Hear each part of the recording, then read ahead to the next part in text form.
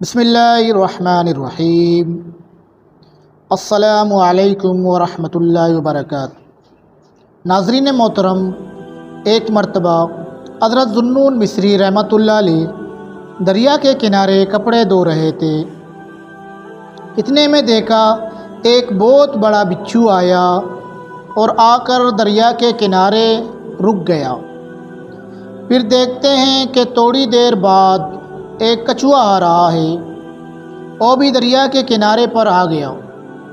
اب کچھوے پر بچھو آرام سے بیٹھ گیا اور پھر سے وہ کچھوا چلنے لگا۔ حضرت ذوالنون مصری رحمۃ اللہ علیہ بھی ان کے ساتھ ساتھ چلنے لگے، دیکھتے ہیں کیا معاملہ ہے۔ جب کنارہ آیا تو اس نے دریا پار کیا تو یہ بھی دریا پار کر گئے اور سمجھ گئے کہ آج کوئی عجیب معاملہ پیش آنے والا ہے۔ جب دریا کو پار کیا تو دیکھا کہ ایک درخت کے نیچے ایک شرابی سویا ہوا ہے، رحیق زادہ ہے، اس کے شاندار کپڑے اور چہرہ بتاتا ہے کہ کسی امیر کا بیٹا ہے، شراب کے نشے میں بے ہوش پڑا ہے۔ پھر ذوالنون مصری رحمۃ اللہ علیہ دیکھتے ہیں کہ اس کی طرف ایک کالا خطرناک سانپ بھی جا رہا ہے۔ جب سانپ اس شرابی سے 2 فٹ رہ گیا تو بچھو نے کود کر سانپ کے سر پر ڈنگ مارا اور سانپ وہی مر گیا۔ جب سانپ مر گیا اور بچھو جس مقصد سے آیا تھا وہ پورا ہو گیا تو وہ دوبارہ کچھوے پر سوار ہوا اور جس راستے سے آیا تھا اسی سے واپس چلا گیا۔ اگر یہ بچھو نہ ہوتا تو امیر زادہ جو شراب کے نشے میں بے ہوش پڑا تھا وہ ہلاک ہو جاتا۔ حضرت ذوالنون مصری رحمۃ اللہ علیہ وہیں چپ چاپ بیٹھ گئے۔ پھر اس نوجوان کو جگایا۔ جب وہ ہوش میں آیا تو نوجوان نے پوچھا کہ حضرت آپ کہاں سے آئے؟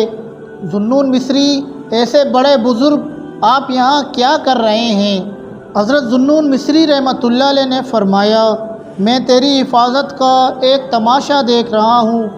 تو حالت شراب میں خدا سے غافل ہے، لیکن اللہ تعالیٰ تجھ سے غافل نہیں تھا۔ تو نافرمانی کے سبب خدا سے بے ہوش تھا اور یہ سانپ جو مرا پڑا ہے یہ تجھے ڈسنے آ رہا تھا۔ اگر 1 سیکنڈ کا بھی موقع مل جاتا تجھے ہلاک کر دیتا، لیکن اللہ تعالیٰ نے دریا کے پار سے ایک کچھوے کو الہام کیا۔ وہ دریا کے کنارے آیا اور اس بچھو کے دل میں ڈالا کہ تم اس کے پیٹھ پر بیٹھ کر دریا کو پار کرو۔ تو اللہ کی نافرمانی میں اس طریقے سے پڑا ہوا ہے اور نشہ میں غافل ہے، مگر اللہ تعالیٰ تجھ سے غافل نہیں تھا۔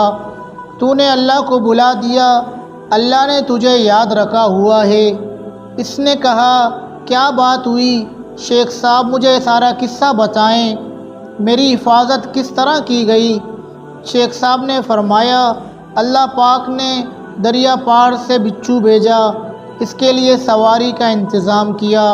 یہ سانپ جو مرا پڑا ہے یہ تمہیں کاٹنے آ رہا تھا، بس اور رونے لگا۔ اس نے کہا کہ ہاتھ لائیں، میں آپ کے ہاتھ پر توبہ کرتا ہوں، اب کبھی شراب نہیں پیوں گا۔ اسی وقت وہ شخص سارے گناہوں کو چھوڑ کر اللہ کا ولی بن گیا۔